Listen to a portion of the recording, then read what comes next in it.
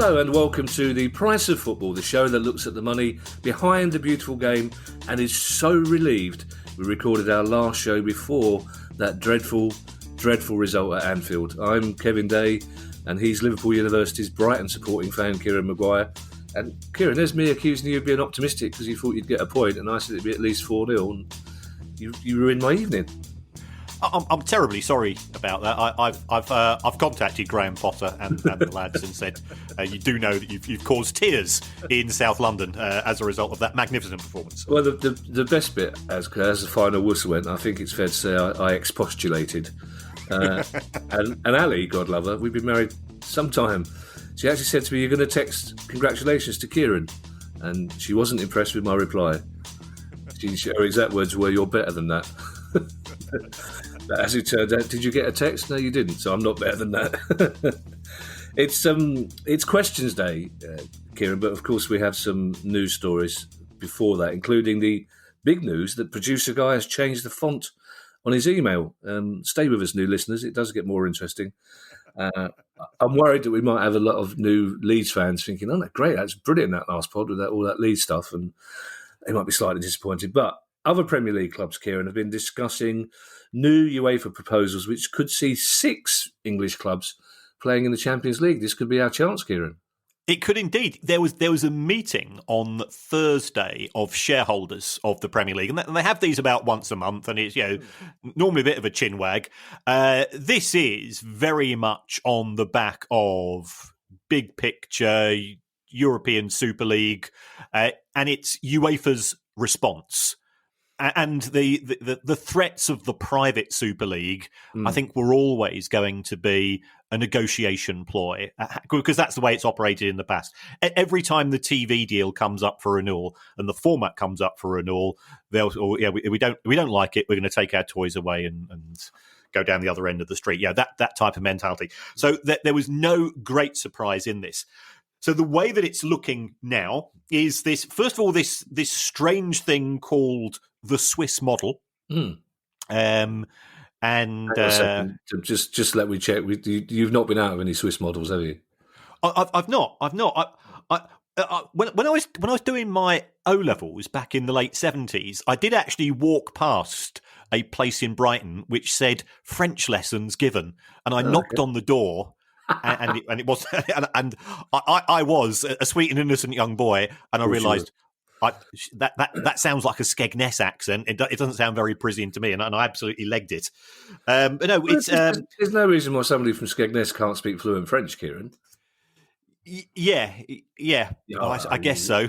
But from the how much and what's that? I thought we sort of broaden the horizon there. So the Swiss model, Kieran. So the Swiss model, the Swiss model is that first of all, there's going to be 36 teams proposed for the competition. Presently, we have 32, and each team is going to be seeded. And then you will play so many top seeds, so many second seeds, and so on. So it's quite complicated.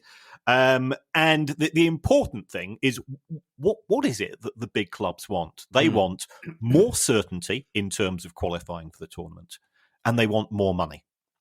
So how are they going to achieve both?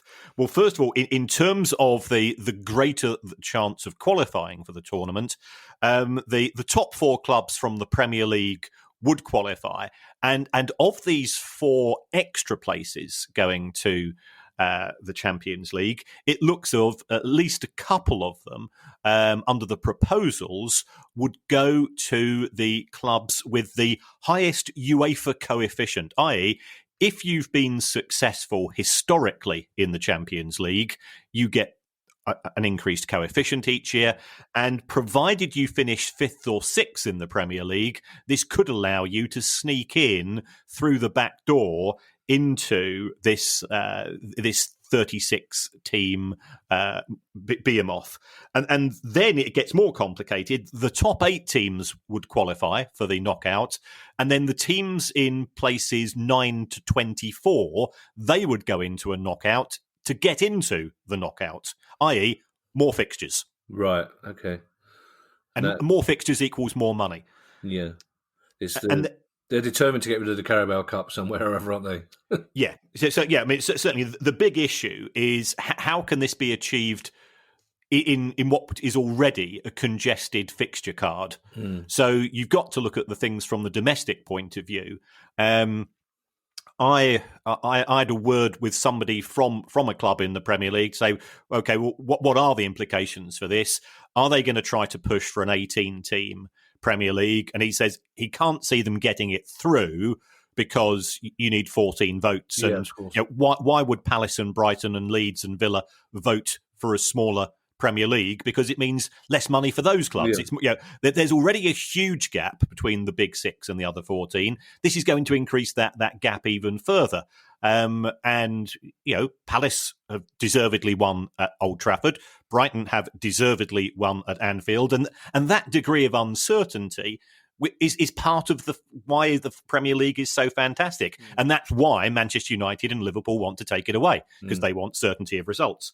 So I don't think that will go through, but Carabao Cup is looking very precarious, is my understanding. And I think the other casualty is going to be the FA Cup. At present, you and I are both old enough to remember endless replays until a match was decided. And that's part of the reason why we hate each other, going back to 1976. And we wouldn't have it. Our clubs hate each other, Kieran. Well, yes, yeah. Sorry. So there will be no replays in the FA Cup, and only the third round will take place over a weekend, and the rest of the Premier League, the rest of the FA Cup will switch to midweek. So this frees up Saturdays, because the other thing that the clubs want is the prospect of Champions League matches taking place at the weekend. And the reason behind this, as we've spoken before, is that the next big money train, as far as TV money is concerned, is in Asia.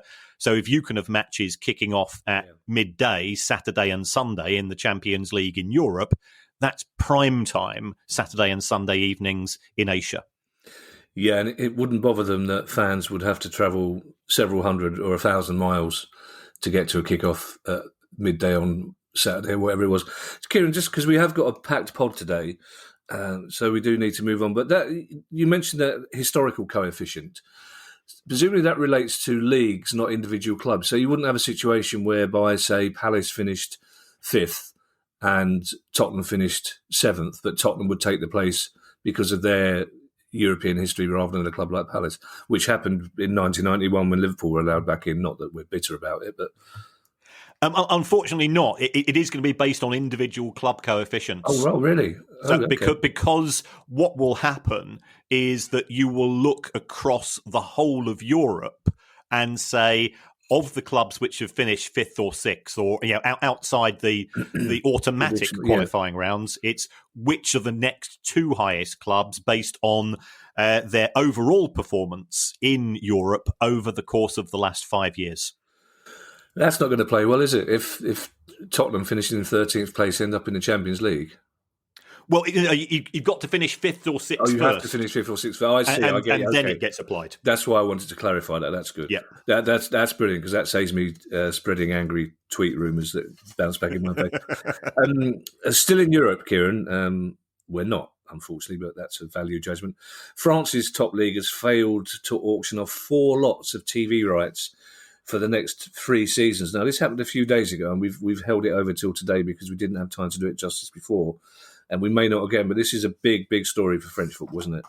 This is very serious repercussions for French football. That a bit like the domestic deal we have here in the UK.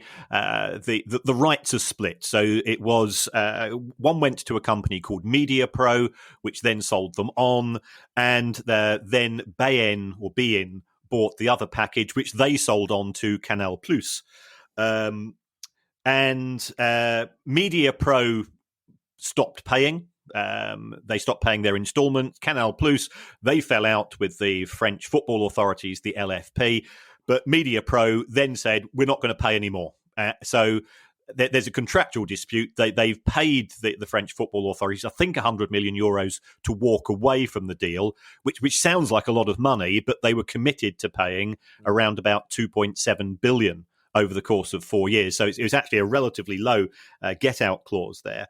And the French football authorities thought, well, this is a win-win for us because we've got this money from Media Pro, and now we'll be able to go and flog the rights again. And they put it out to tender, and we had the likes of DAZN, Amazon Prime, and Discovery, all of these OTT broadcasters coming in, and they all bid buttons, and it went below the minimum reserve price.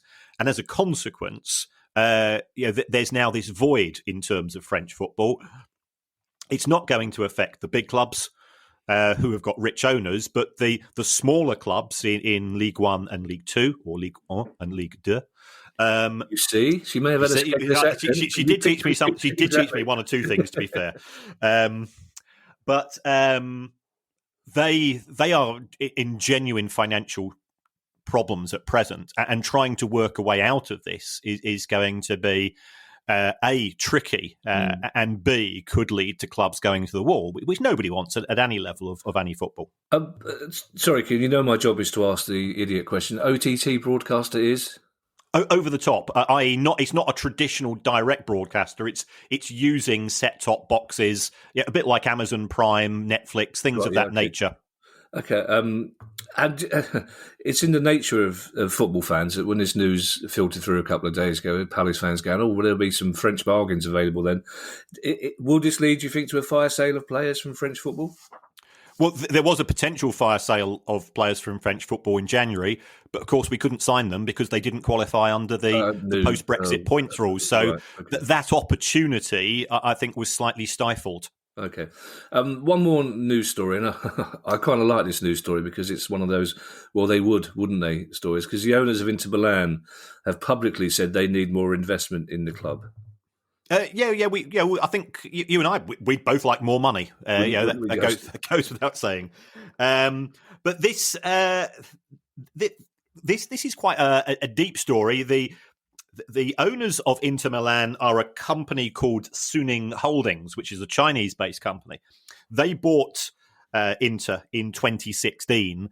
They want to restore Inter to preeminence of an Italian football, which is going to be a challenge given Juventus have been cleaning up recently. Yeah. But they have spent money. Christian Eriksen's went there. Romelu Lukaku's done there, and he's done fantastically well since going there. So as a consequence, they're losing money hand over fist. And Suning Holdings itself, I think, has significant debt, so it can't put more money into the club. So now there's talk with a company called BC Partners, which is a private equity house based in London. Now I've taught there, and it's the most opulent place I've ever taught. It's the only time that I've ever been served by a butler in a tea break in a lecture. It is, and that is genuine. And I was going, who's this bloke here? And he was sort of giving me really posh biscuits, proper ones. And even my water was it was from some spa somewhere in Switzerland, which I'd never heard of. It tasted like water to me. I know my water inside out. So this company, BC Partners, are. Initially, they said no, the price was too high, but looking at developments over the last 24 hours, it could be that they get involved with a takeover. And then I think it will be intriguing because they will be certainly pushing for some of these things which we've discussed in recent weeks in terms of, Inter being guaranteed a place in the Champions League and things of this nature, because they're not in it for love; they're in it for money, and that's what happens when you get involved with private equity, and that's we know the moral and ethical views that we have, but from a financial perspective, they will be pushing to run the club on a far more profitable basis. The only time I've ever been served by a butler was through a TV show, and it was Neil Ruddock. And he's forgotten his Butler trousers. So Oh my God. I know that's pretty much our reaction. It's like, I don't stop dunking that in the tea. It's just the digestives go in the tea, Neil. Nothing else. Thank you. So yes, question time. So we've got some really interesting questions, Kieran, and a couple of proper accounting ones for you. So I know you'll be champing at the bit. The first question comes from Aidan Harris, and Aidan says we've had quite a few unusual kickoff times this season, like 5:30 on a Monday evening. Does the time of the kickoff impact on the amount of money that clubs make from the TV deal and other income? Now, Kieran, as well, I know we're not supposed to talk about non-financial football matters. I know Guy gets a bit antsy because there's hundreds of podcasts doing that, but as we mentioned in the subject, thank you, Aidan, I reckon kickoff times is a massive reason why so many fans have got so little emotional attachment to this season. Remember the days when you had a tournament on and you think, there's a game at 4 o'clock, this is brilliant. These 5:30 kickoffs, 7:30 on Sunday, I know it's an odd season, but these kickoff times are doing everybody's head in. You know, the first time it happened, we all sat down for a day and watched all the games. But now it's just like, why is there a game at 5:30 on Monday? But does it affect the financial deal? It does and it doesn't. It depends upon which league you're looking at. In terms of the domestic deals for the Premier League, if you appear more than 10 times in a season, you get an automatic additional payment of £1 million. Now, that's regardless as to whether you're the home or away team. That's regardless as to the kickoff. Mm-hmm. So that won't impact. Whether that will in future years impact when we're looking at the overseas deals, especially those Asia deals I mentioned earlier, I think that will be another cause for concern. When it comes to the EFL deals, they are linked to kickoff times. So Sky have some matches which, without wanting to sound harsh, they are spoilers. Yeah, they are up against BT Sports 12:30 on a Saturday, and the aim is to take some of the market away from BT Sport. And I think everybody knows that. Some of those matches don't pay particularly well. Some of the other ones on Sky pay higher amounts. So Sky's varies depending upon the kickoff time, and it also varies depending on whether or not you are the home or away team. And this was one of the big issues that the previous Leeds United owner, Massimo Cellini, who was, I'm just disappointed he wasn't around when we started the podcast, because he would have left Derby County trailing in his wake with his regular tales of complete lunacy. He was suing people left, right, and centre, and he banned Sky on one occasion. But his big issue was that Leeds were the biggest draw in the EFL, and rightly so they are in terms of viewing figures. And they normally used to get 10 grand if they were the away team. And of course, Sky would always want Leeds away to Derby, away to Forest, away to Borough, because they generated big audiences. So you can understand that issue. So in terms of TV deal income, it doesn't really make a lot of difference. However, Aidan also asked about other income. And here it does have an impact, because if you are selling hospitality packages, if it's 5:30 on a Monday evening and it is Burnley versus Brighton, you're going to struggle. So therefore, how do you attract people in? You start messing around with the prices. So prime time kickoff times are always going to generate more hospitality boxes being sold, and B, the value of those boxes is going to go up or down accordingly. And when you're trying to sell these things, for the big clubs, it probably doesn't make a huge amount of difference, but they don't tend to be the ones. There's no way that Sky and BT or Amazon are going to say, Liverpool versus Chelsea 5:30 on a Monday evening. It is going to be the second tier clubs that tend to pick up those types of deals. Yeah, well done for mentioning that Aidan had said about other income as well. As I put that bit in brackets, and I shouldn't do that because subconsciously I go, it's in brackets. I probably don't need to read that out. You can host a show if you want, Kieran, in the future, if you're going to pick up. You mentioned if these were normal times and every game wasn't on telly. So you said you get 9 extra games, you get £1 million. Is that right? It's the first 10 are included in the deal, Right. And then every time you appear more than 10 times, Right. it works out as an extra million. Now that's in it'll be slightly less this year because there's rebates and so on. But in a normal non-COVID year, Gotcha. that used to be the way that Right. the money was doled out, and that's fair because again, Manchester United, Liverpool, Chelsea are the big draws in English football. Yeah, fair point. Now, our next question, Kieran, is from Tom. No surname, just Tom. But he's a York City fan, so I shall call him Tom York and pretend that we've had a Drum question. roll. Exactly. We'll pretend we've had a question from the lead singer of Radiohead. Tom York refers to the recent sell-on fee that York City got from Ben Godfrey, which is around £2 million, which is a lot of money, as Tom York points out, at that level. Are there financial fair play rules in non-league football, or is there nothing to stop York, for example, spending huge sums on transfers and salaries to buy their way back into the Football League? No, at present, there are no financial fair play rules operating in the National League. And this is a criticism which has been levelled at Salford City. Because... particularly by the owner of Accrington. Yes. Yeah.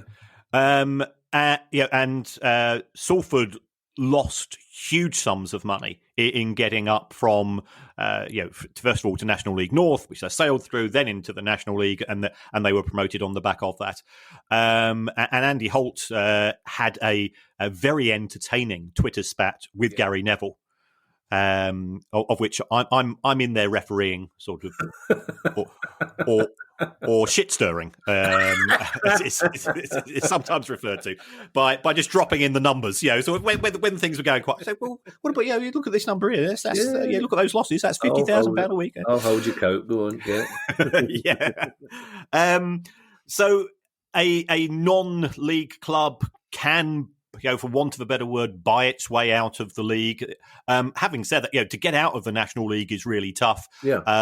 I've put up the losses made by National League clubs out on social media, and I think it's 23 out of 24 clubs in the senior National League are losing money because they got to a certain extent, they've got the worst of both worlds. They don't have any TV money as such. There is a deal with BT, but it pays buttons.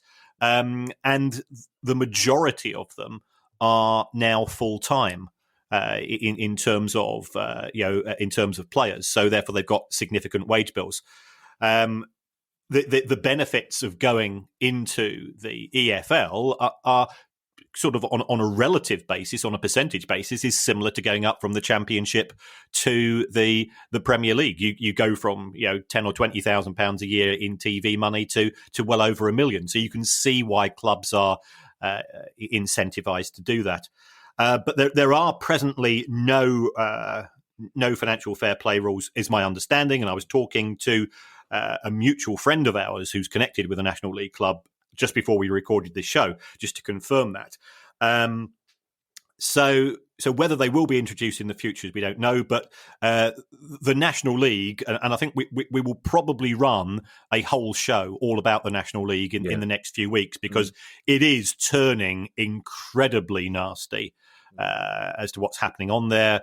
There's clearly conflicts between clubs. There's conflicts between some clubs and the people operating the National League in terms of governance issues and transparency issues. It's a goddamn mess at present. Yeah, that might be one of those pods where we break our golden rule and get two guests on at the same time and just leave them to it, basically. Just let Guy edit it out. And also, I suppose, in fairness to Salford fans, we should point out, you can't really buy your way out of any league. You can, money helps and you can get good players, but they've still got to be managed and they've still got to be coached. And there's no guarantee that buying the best players will get you promotion. And of course, there's always that risk that it bankrupts a club trying to do so. Now, Kieran, here's the first of your lovely, lovely accounting questions. And it comes, that's a chuckle you only do when you've got an accounting question coming up. Adam Davis, we have been married together too long. I recognise that chuckle. There's an accounting question coming up. It's like when you know the cat's going to have a number 1 or a number 2 when she's going out in the garden. It's terrible, isn't it? Adam, I shouldn't be watching the cat go to the toilet in the garden either, but that's way too much. We're in lockdown. There's nothing else to do. That's true, actually, yes. Have you got the snow again? We've got the snow again. It's literally a quarter of a millimetre. Adam Davis has a question about player values and how they appear in financial accounts. Now, we've sort of skirted around this before, and it's still something I struggle to get my head around, to be probably honest, Kieran. But Adam points out players are classed as intangible assets, and the value is applied to them for the accounts. Now, how are these values calculated, and could they be under or overestimated to make accounts look better or worse? Right. Let me unpack these questions. First of all, a value is applied to the players. The value is the cost of the registration certificate, i.e. it is the compensation, which we refer to as a transfer fee, paid to the previous employer, plus any amounts paid to agents, plus any taxes that will be paid on in terms of the deal. So it's not a case of plucking a number from thin air. It's how much did you pay for the player? Right. And this means that those players that are coming through the youth ranks, and this sort of goes back to a question we had recently, the likes of Marcus Rashford, the likes of Harry Kane, they appear at a zero value in the books of the clubs. And the reason for that is the club didn't pay anything for those registrations. It didn't have to compensate somebody else. Can they be over or under exaggerated in an effort to make a club's accounts look better or worse than they may seem? Well, they shouldn't be, because it's a definitive number. And what the clubs then do is, let's say that you sign a player for £10 million, he's on a 4-year contract, and therefore you say it's costing us £2.5 million a year. In terms of that contract over the life of it, and that's what we refer to as amortization. So you can't over or under exaggerate your amortization unless there are two potential circumstances. One is the player's a bit bobbins, and therefore you can say, well, we paid £10 million for him, he's rubbish. Even if we tried to flog him after a year, we'll get next to nothing for him. So this is what's referred to as an amortization, as an impairment charge. And the second way of making the accounts look better or worse than they may seem is if you are Derby County. Okay. Because what Derby County do... Really quick, yeah. Yes. What Derby County do is they say, we're going to ignore the standard rules and we're going to decide what the players' values are at the end of the season, and we're going to use things such as transfer market. Now, we actually covered issues to do with transfer market a couple of months ago on the show, and it turns out that where do transfer market get its values from? It's blokes in their bedrooms sort of saying, well, I think he's worth such and such, and transfer market say, oh, cheers very much. And to a large extent, it's guesswork. I mean, I get a phone call from a very, very high-ranking financial institution, normally once or twice a year, and they'll say to me, what do you think is Club X worth? And I say, well, based on my sums, which, just me arsing around on my spreadsheet, I think the club's worth X or Y. And they say, thanks very much. And the next minute it's in the newspapers. And once it's in the newspapers, it's taken as a given. Yeah. And, I could have made a mistake in my calculations. I could have had subconscious bias in my calculations and things of this nature. There's no sort of peer review. It's a little bit strange, the Derby approach, and I'll say no more than that, because the EFL are presently appealing the way that Derby have been let off by the Charge Commission. If it's any consolation, Kieran, I get a phone call from a high-ranking financial institution on a pretty much weekly basis at the moment, so I'm ahead of you. Now, there's a couple of questions, Kieran. You probably have explained this to me before, but we know all about my attention span. You would make your accounts look worse for what reason? To pay less tax? It could be to pay less tax. I mean, but highly unlikely, given that most football clubs are losing money already. And and people always say to me, how do you pay less tax? Simple, you earn less money. So if you've already lost money, then you don't pay any tax, full stop. You might want to do it not to make them necessarily look worse, but to try to manage, I think is the correct way of saying it. You say menage. Yeah, but you got menage and menage mixed up there, didn't you, Kieran? Not for the first time. But trying to manage financial fair play in the top two divisions, because it's assessed over 3 years. So what you might want to do is let's say that let's say your club in the Championship, you're allowed to lose 39 million pounds over 3 years. You do your sums, and you're only going to lose about 25. Right. Well, under those circumstances, you might say, well, let's increase our amortization stroke impairment charge, and we can add another 10 million pounds on now, because that means that we've got another 10 million pounds to play with next year. If you take a look at Aston Villa's accounts in 2016, and I'm sure you'll be rushing off, Kevin, as soon as we finish this conversation to do that, you will see that they wrote off about 80 million pounds in the year that they were relegated from the Premier League, because under the Premier League rules, you were allowed to lose far more money than you were in the Championship. And this meant that they could, I wouldn't say manipulate, because that would be an inappropriate thing to say, but that gave them a bit of leeway when they were relegated to the Championship. And I hesitate to compare human beings to objects, Kieran, but Palace, for example, signed Mateta from Mainz. Does he, like a second-hand car, does his value depreciate immediately he signed that contract? For the purpose of the account, no. It's done on a monthly basis, and it's just a straight charge. You can use different rules and regulations, and when I'm teaching people, I will show them 6 different methods depending on how I've always said to people, when it comes to profit, let's close the doors, let's put down the blinds. What do you want it to be? Yeah, fair enough. Okay, our next question comes from Bobby Borisov, and Bobby says, "Hi, lads. Hi, Bobby. Hi, Dr. Nick." Bobby is, and I quote, "a few pints deep here." I don't know when Bobby sent the question, but congratulations, Bobby. And Bobby, a few pints deep, has noticed that we're his best mates, the best mates he's ever had. And also, as a few pints deep, he's noticed that Everton and Villa are both sponsored by Kazoo. And quite simply, Bobby says, are there any rules to stop one company sponsoring more than one club? Obviously not, but could they sponsor every team in the league? Yes, they could. I mean, if you take a look at the Championship, about 3 or 4 years ago, I think 32 Red, they sponsored 3 or 4 clubs in the Championship, plus Rangers in the SPFL. I think Rangers and Celtic at one time used to have the same sponsor as well.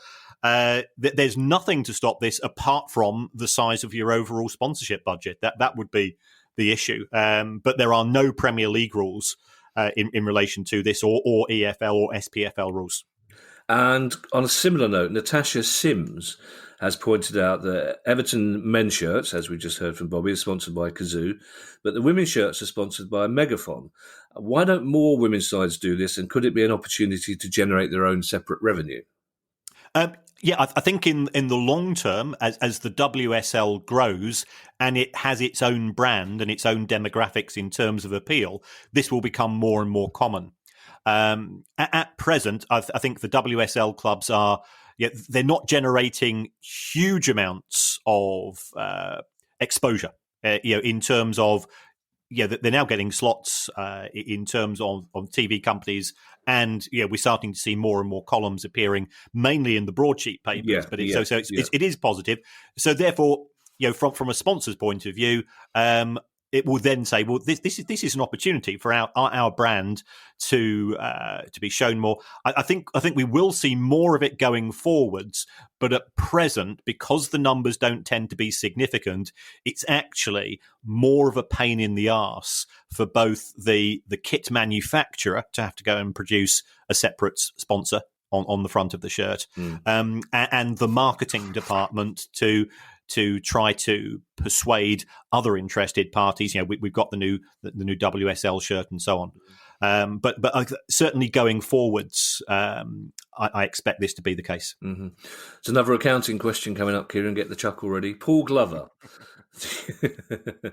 Paul Glover says, with Manchester United in particular using plus 1 year contracts, e.g. Paul Pogba, I should say plus 1 year rather than plus 1 year, because you saying Manage has thrown me emphasis wise.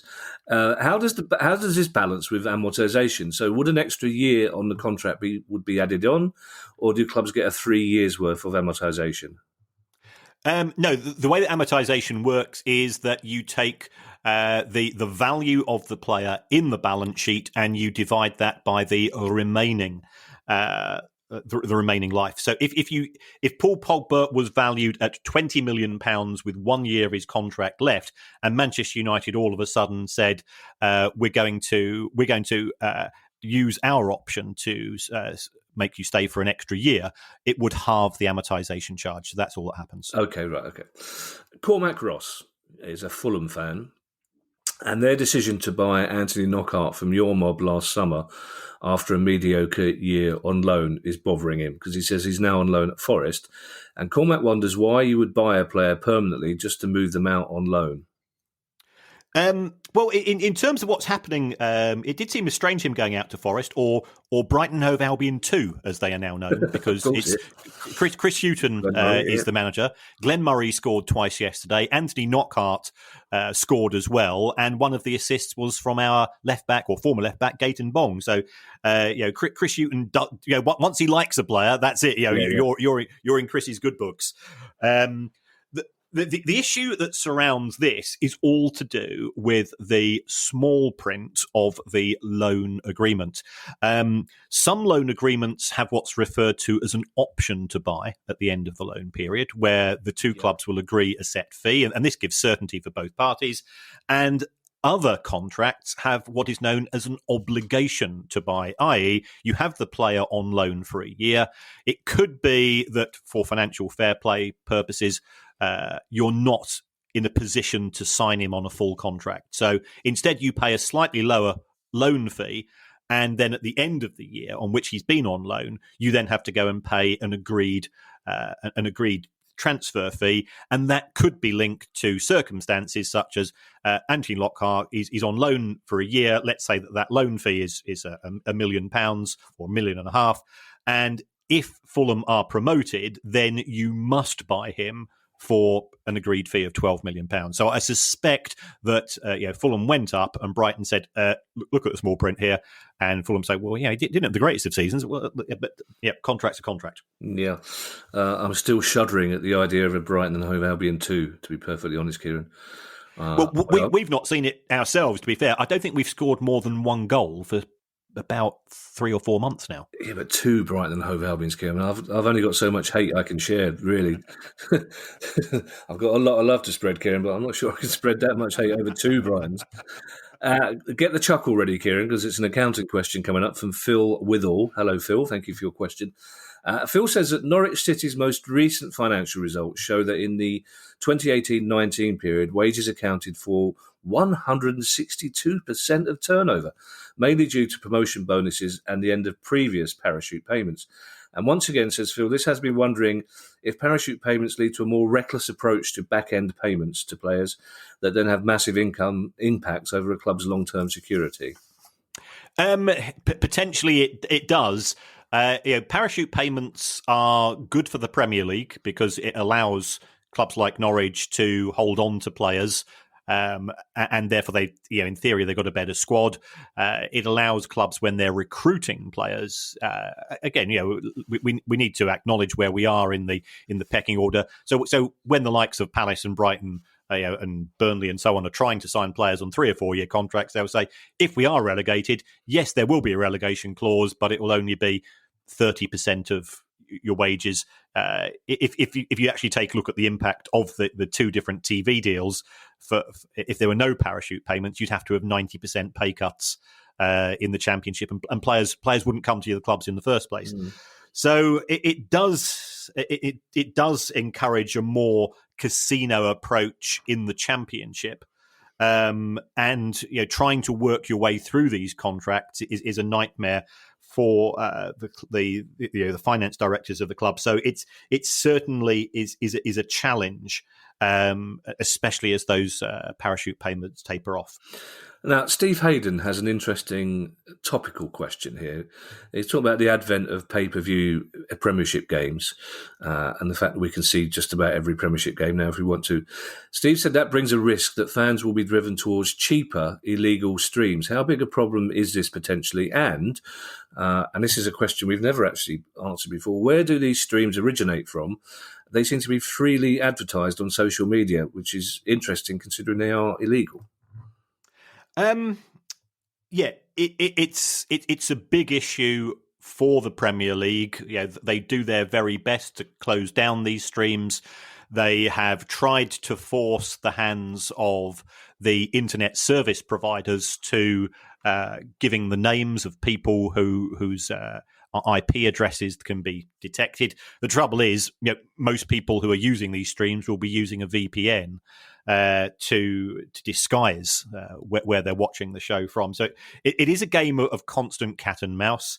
The Premier League has given out some numbers in the past, but I always take those with a pinch of salt because it assumes that every person who is watching a match on an illegal stream would otherwise pay for it. And it's a bit like you and I are both old enough to remember home taping is destroying the music industry. Yeah, absolutely, yeah. Well, it wasn't. It was simply an alternative way of recording songs and putting two albums onto a single place when you were going out with your Walkman and things of that nature. So it is certainly a concern. Where do the streams originate from? Here, the Premier League is a victim to its own success. It exports its signals. It exports its product around the world. So therefore, you can intercept that in the feed which is going through to Iran or South Africa or Malaysia, and you can immediately effectively rebroadcast that on one of these, and I won't name them because I don't think it's appropriate to do so, on one of these sites which people are aware of. These sites make their money from advertising because you say, where does the money people pay? And well, you're not paying. That's the whole thing. The vast majority of the time, or again, if you're buying a hooky. If you're buying a hooky Amazon Fire Stick from a bloke down the pub in those days when we used to go down the pub, where does that end up? Well, the Premier League will say in the hands of criminals. The people doing it say, I'm not a criminal, I'm an entrepreneur. Is organised crime involved? On occasions, yes, it is. A lot of the time, it isn't. A lot of the time, it's a one man job who happens to be a bit of a internet geek and has worked out how to do this. And if you are going to buy those hooky sticks, it's buyer beware, because as soon as the Premier League traces them down, that they close them down. So you might get it for 1 week, you might get it for 1 month, you might get it for 9 months before the 50 quid that you paid disappears. I never had a Walkman. I refused. I have even now very harsh and illogical views on people listening to music outside a live situation or in their own house. Basically, if you're going for a walk, pay attention to the world around you. If you're on a train, look out the window and listen to the noises. You don't need music. It's a long story, Kieran, but I'm beginning them. Our penultimate question comes from Stuart White. Stuart White says, as a now retired financial director of a small business turning over £6 to £7 million per annum, small? Stuart, really? Stuart says, I'm aware of the hoops you need to go through to provide evidence of transactions to company auditors.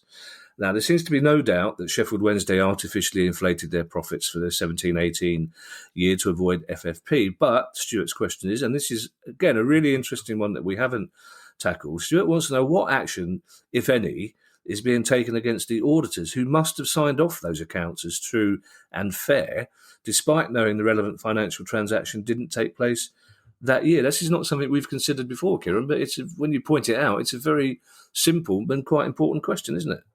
Yeah, this did form the basis for the EFL's charge against Sheffield Wednesday.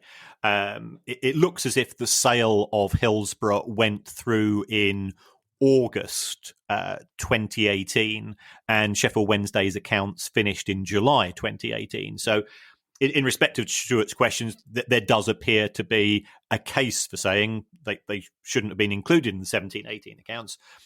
What the auditors will say, I strongly suspect, was a verbal agreement had been made to sell the ground before the end of July. So therefore, we felt duty bound, and the company wanted to put the sale through that year, and therefore we were quite happy to do so. In terms of the issues of taking it up with the authorities. The Financial Reporting Council, who sort of wave the big stick in terms of issues of this nature, they tend to investigate big deals. Yeah, and with no disrespect to Sheffield Wednesday, massive club as they are, they're not really. Yeah, they're not the same as Sir Philip Green, right? The tossers of that nature. So they would only investigate if somebody wrote to them. Because otherwise, they've got a limited number of staff, limited amount of resources. If somebody writes to them, they might take that up. I know of somebody who did write to the Financial Reporting Council in respect of another club in the Championship who has unusual accounting conventions. Mm-hmm. Okay, let's not speculate. So, what you're saying, then, from an auditor's point of view, if a club accountant or club financial manager gives them verbal information, the auditor has to take that in good faith, basically, and assume that it's correct. Yeah. There was certainly evidence reading the charges that Sheffield Wednesday were trying to find a way to boost the profits in 2018, and there's nothing wrong with that. And as far as the sale is concerned, Sheffield Wednesday have got a piece of paper which says we have sold Hillsborough to this other company called Sheffield 3 Limited, who happens to be the same, controlled by the same person. That is a legal contract. That's a legal transaction. The date is a messy issue. And I suspect that part of the reason why we've not seen the 2019 accounts from Sheffield Wednesday, even though they are substantially overdue, is the auditors are now turning around and says, well, we just we want more evidence before we sign off on this year's accounts. And the owner of the club is based in Thailand. Clearly, he can't get to the UK at present because of COVID, and that's causing things to drag on a bit longer. Now, our final question, Kieran, comes from Dave Darnu. I hope I've pronounced that right. D-A-V-E, Dave, that'll be right. Never tire of that joke. Dave Darnu says he thought he'd give us a hard question to answer. Dave, easy, hard, all the same to me, mate. I'll just read them out. Dave is half Mauritian and follows the Mauritian national team. Now, his question is, how much does the National League make in Mauritius, and is it impacted by the island's obsession with the Premier League? And also, are league finances connected to national team finances? As about 10 years ago, he remembers the national team had to forfeit games because of a lack of money. That is quite a hard question, actually, Dave. I'll take a back seat while Kieran answers it. Right. In terms of where would the Mauritius Football Association get its funding from, it will get some funding from FIFA. So FIFA gives out flat rate amounts to every single member. And this is why membership of FIFA is actually important. I think there's presently 206, 207 members. There are other countries, the likes of Gibraltar and so on, who are not FIFA members, and they don't get access to those funds. So that's why some countries have spent a lot of time wooing FIFA, trying to persuade them to get them to join. So they get money from FIFA, and that money often includes bonuses in a World Cup year, even though you've not qualified for the World Cup, because if the World Cup's successful, FIFA will say we'll give you an extra $500,000.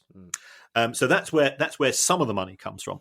The remaining money will come from sort of the standard sources, which will be: is there a TV agreement?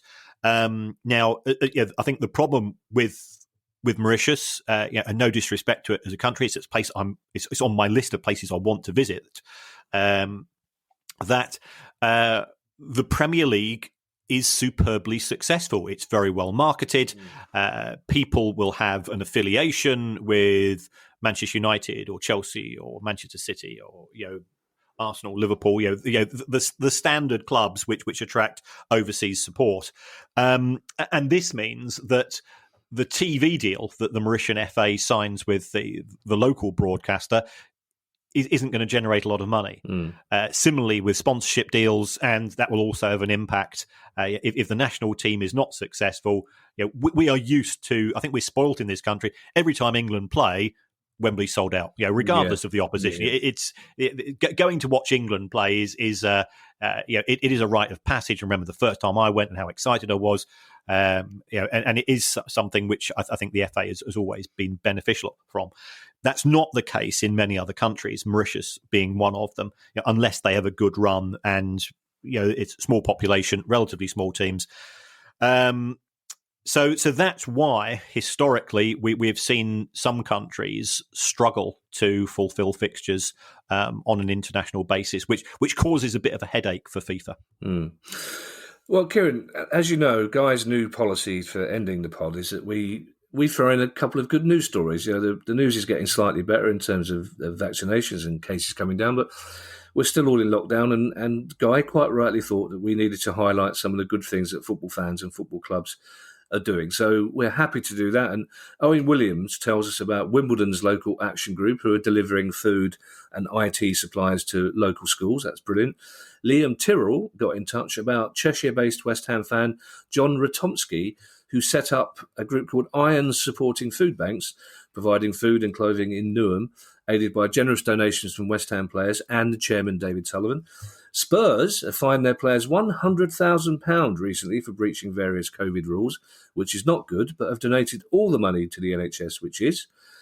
Bury raised £1,200 from streaming their Boxing Day game and donated to a local hospice. And Crystal Palace Football Club have volunteered the use of one of the stands as a local vaccination centre, which is good. And given the age of our first team squad, I imagine they've probably all been vaccinated already, I guess. And also, I think it's probably best that Roy is always never less than 200 yards away from another jab, to be perfectly honest. But these are a tiny proportion of the good news stories that football is throwing up, and we are happy to highlight them. So please let us know your own good news stories about your fans or your club at questions@priceoffootball.com. And of course, if you have any questions about any aspect of football, then get in touch with us at the same address, questions@priceoffootball.com. And as ever, Kieran, I shall hand the microphone figuratively and metaphorically and almost literally over to you. Say goodbye. Thank you very much. I think just in case we don't want to get involved in the civil war, which is taking place in North Manchester, it's AFC in relation to Bury rather than the Steve Dale version. Yes, because otherwise we'll get 300 tweets from people on various sides of the divide. Your Honour, I'm happy to point that out, my lad, and put that in the records. I blame producer Guy. He wrote that part of the script. He did. You're quite right. Yeah. Let's throw producer Guy under the solid gold bust that he's got in his back garden. Well, once again, folks, thanks for the feedback. Thanks for subscribing to the show. If you're enjoying it, press that subscription button. And if you could give us a review, 5-star review, it makes a difference. We do have quite a long list of guests coming up on the show. We do, and it helps us. If they see us, I think we managed the top 30 of Apple Sports broadcasts this week on the back of the Parag Marath interview on Leeds United, and that's good. That's good for the business side of things. Doesn't matter what you say about us. You can call us all the names under the sun, as long as you give us that 5 stars. That's how it works. It's a strange algorithm that Apple uses, but Kevin and I, we're an algorithm-free zone, and we just let them get on with it. We are. Well, I'm not even entirely sure what an algorithm-free zone looks like, but we are it. And just by way of a teaser, fans of Everton Football Club and fans of women's football can look forward to some big interviews in the next couple of weeks. We shall see you soon. Take care. Bye-bye now. Bye. The price of football.